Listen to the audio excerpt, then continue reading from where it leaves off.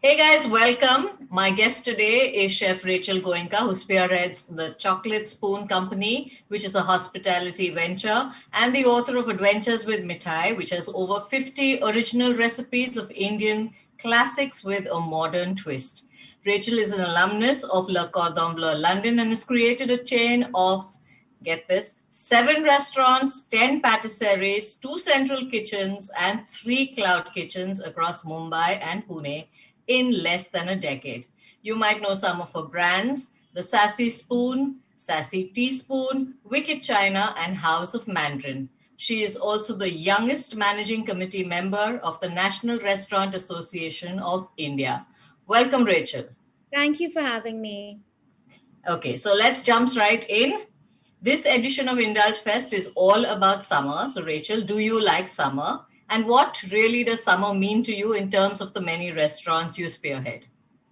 So, of course, I love summer. Honestly, if you had to ask me to pick my favorite season, it would have to be winter. But who doesn't love summer?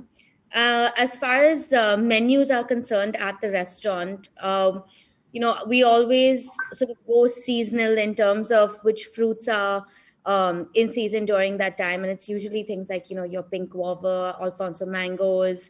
So we try to incorporate a lot of fruit into our menus, a lot of fresher ingredients in terms of salads, because people obviously like to eat lighter. You don't want to eat heavy food during summer. You want to eat something that's crisp and cold, and something that sort of cools you down. So when we plan our menus, that's what we always sort of look at. And these fruits are a great way to incorporate into salads and cold soups, gazpachos. Yeah, they're very versatile, I think, at that point. So that sort of plays right through, and you can really say summer menu and it'll be different, I'm sure. So also, because you're such a sweet person, what does summer bring to mind when it comes to desserts? So like I said, a lot of fruit, berries, melons. Right now, I've been craving just like berries and melons left, right, and center. And then, cooler things like your yogurts and your lighter creams like mascarpone, ricotta. So anything that's just light and not very heavy on your palate, and definitely nothing hot. So I wouldn't consider like a sticky toffee pudding Yeah. something that I think about during summer. That's more of a winter Yeah. dessert for me. But like your summer trifles, a semi-freddo, a really nice parfait, those are the sort of things that come to my mind when I think about dessert. And of course, ice cream, sorbets, the usual suspects. Such a lot to play around with, and all making us, I'm sure, very hungry just by you naming them. So your book, Adventures with Mithai, it won the 2020 Gourmand World Cookbook Award, and it's really cool, and the recipes are really relatable and doable. So how did this book sort of come together? And second part, in the book itself, what would you say are great desserts for summer, especially in the Indian context?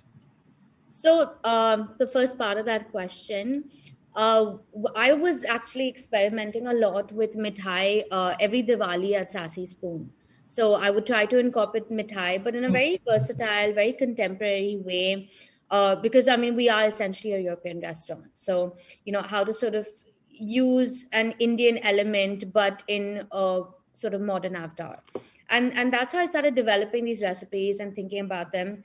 And then one day I just thought, why not turn this into a book? Because these are so easy to make.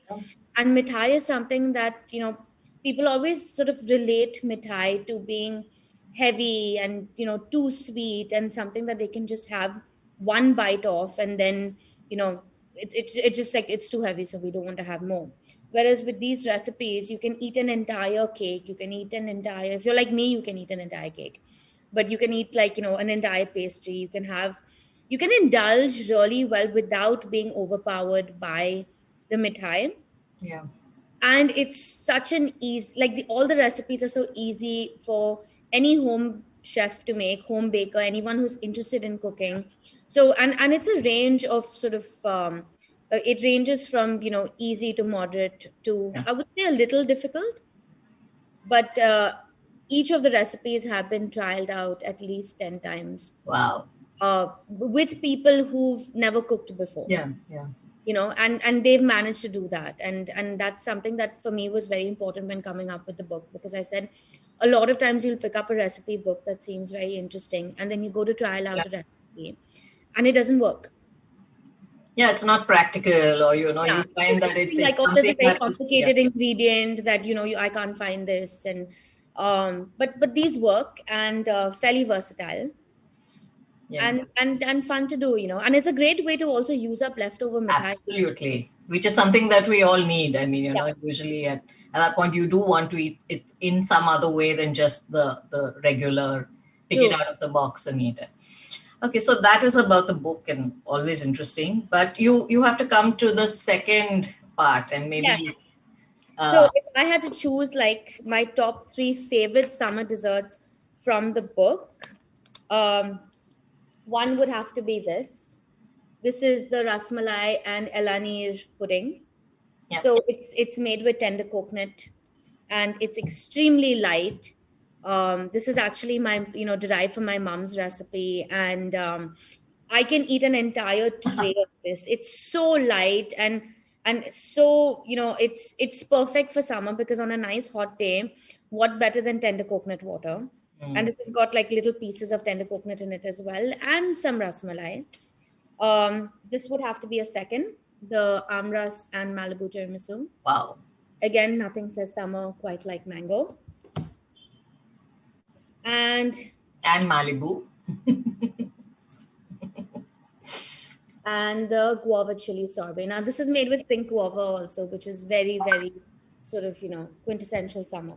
And it also looks perfect on your table, right? And it's See, cool, and yeah, and you really want to sort of sink a spoon into it and cool yourself off.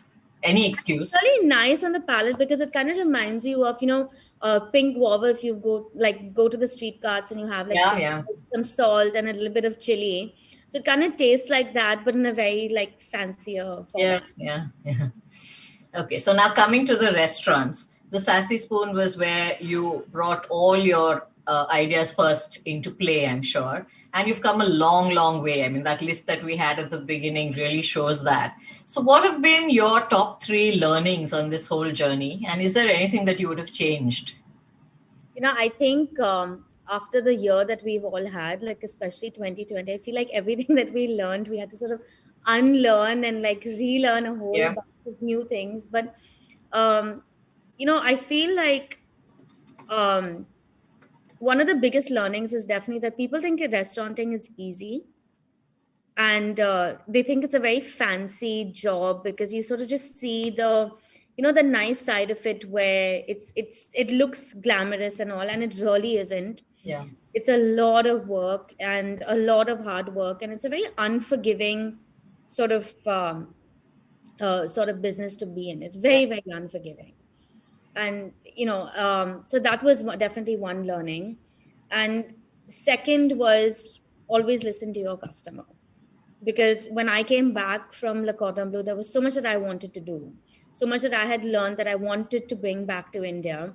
And I did do a couple of things like that. And then I realized, the market was just not ready, and people weren't ready to sort of experiment that much. And then I had to sort of tone it down a lot. So, you kind of have to end up eating a little bit of humble pie at that point. You have to realize that, okay, fine, you don't know everything, and keep learning. It is a great industry to.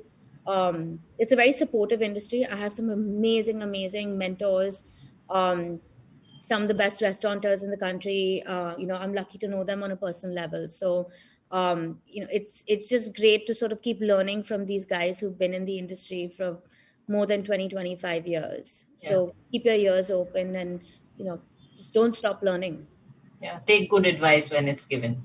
Take What good works? take good advice. Keep your eyes open. Keep Yeah. your ears open, and listen and pay attention. But I'm sure from the first time when you started Sassy Spoon and you realized that people weren't ready, you've probably also grown people's tastes and palates and sensibilities. So that itself is such a great thing to have been able to do, I'm sure. Yeah, I mean, if you take my basil and dark chocolate dessert, for example, the first time I put that on the menu, people were like, basil and dark chocolate. I don't want to eat this, and now it's one of the best sellers. Like people Yeah. come back and they keep asking for it. It's one of the few desserts that have been on that menu for the last 8 years. Wow. Yeah. So it's That's just what staying power. testament to how people adapt, and how people are now getting more experimental with their palettes as well. Yep. Yep. Okay, so as you said, after the year that we've had, so that was a time when the whole hospitality industry now is just slowly, coming back. It went through such a bad time, but you've managed to launch your award-winning House of Mandarin at the Sheraton Grand Hotel in Pune. And this is the first time you're collaborating with a five-star property. So how did it happen, and how is it really different from your other restaurants? We actually were supposed to launch Sheraton in April 2020. And then the pandemic hit, and we just had to put everything on pause till just recently. And we just launched about 2 weeks ago. So it actually, we were late in launching, let me put it that way. But it's been a great experience, and I've actually seen, whether you look at Sassy Spoon as a brand and you look at House of Mandarin as a brand, with each restaurant that we do, whether it's the Sassy Spoon Koregaon Park, and now Powai, House of Mandarin Bandra versus House of Mandarin Powai versus House of Mandarin Sheraton, how the design is just evolving, the concept is evolving, the brand is just growing and growing. And I think that's what's really exciting for me as a restaurateur, that you can take a brand and watch it develop and watch it grow exactly like you would a child. And you're still sort of staying true to what the essence of the brand is, Yeah. but you're still you still have that flexibility and leeway for that brand to become so much more. Yeah. So Absolutely. I think that where Sheraton is concerned, that's something that we're all very, very excited about. Yeah. So that's a new restaurant, and I'm sure right through lockdown you had a lot of iterations and learnings from in everything else as well. So what's actually next on your plate? So we actually have a cafe concept that we are launching sometime in April. Um, will have to probably be after I deliver this baby, but uh, yeah, at some point. Yeah, so in April So we're that's launching. there. That's there, That's there. right? That's there. I have that as well. Um, but we have the Sassy Cafe, which is the first Sassy Cafe concept that we're doing, and that's also interesting. It's going to be a mix of a lot of bowls, a lot of like easy to eat, quick meals, but at the same time it's got that gourmet finesse to it as well. And I'm pretty excited about that too, because that's sort of like watching Sassy Spoon also sort of develop into Another sort of another avatar. Yeah. and are we able to know where around that will So be? that's going to be in BKC. Oh, nice. Yeah. Okay. Okay. So BKC, a little far away from Nariman Point, and all the different places that you've been going, Powai and I'm Bandra all and over the Coorg. place. I've always been all over the place. So this is perfect. So if you had to travel, okay, so you were told that there were none of these, okay, and not counting being 7.5 months pregnant, but and not counting any COVID restrictions on travel. If you were given a chance to go anywhere in the world for food, where would you go and why? Um, I think probably Australia. I love Australia for food, and the thing with Australia, I feel is, sky's the limit. There's so much happening all the time, and I think second would have to be Japan. So it would Yeah. be a toss between Australia and Japan.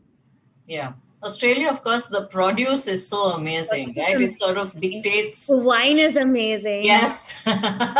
Yeah. So I think we have to wait till after this baby then, in more ways than one, not Yeah. just COVID. Yeah. Okay. So I'm sure all this food talk has made everyone really hungry. I know that I would kill for one of those desserts just now. So if you had a half hour and you had to sort of whip up some sort of a summer dessert, what would that be? And it has to be something simple so that everybody who's watching this also is inspired to go and sort of put this together. Okay, so if I had half an hour, So I would do something fruit based, obviously. So whether it's berries or mangoes or any, a really nice juicy fruit. Let's go with mango since that's Yes. everybody's favorite. Um, Either a mascarpone or a Greek yogurt, depending on whether you want to indulge or sort of be on the healthier side, and then choose any sort of sweetener. So, like I said, if you want to go healthy, you can do a honey, um, or you could do a Splenda, or you could just go caster sugar and just indulge on Erythritol. that too. Yeah, but I mean, I'm not a big fan of keto, so I don't really. Okay. Okay. If you're going to indulge, like eat a tiny piece, but like, indulge and eat something really worth it. Yeah. But, it works for some people. And then either a biscuit base. So depending on whether you have like a Mai biscuit, the Lotus Biscoff is like all the rage right now. So you can do that as well.